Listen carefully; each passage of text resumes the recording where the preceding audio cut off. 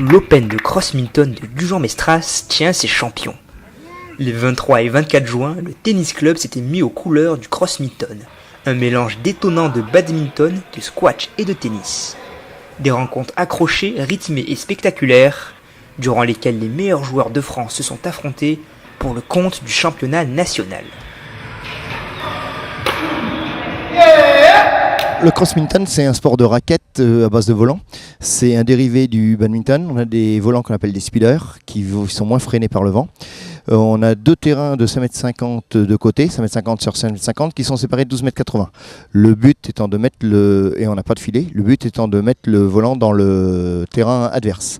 Donc ça se joue en 2 sets gagnants de 16 points, avec 2 points d'écart à la fin.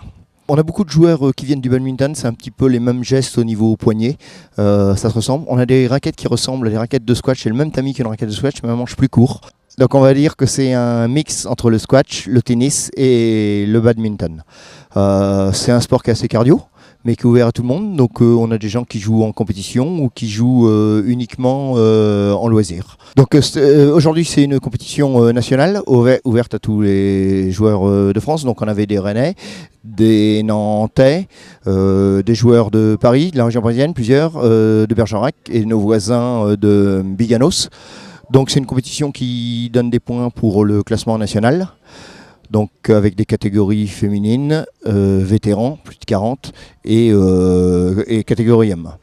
Hier on faisait le tournoi en simple et ce matin, dimanche matin, c'était le tournoi des doubles. Donc double mixte et double homme. L'édition est bien réussie, avec des matchs de tout niveau.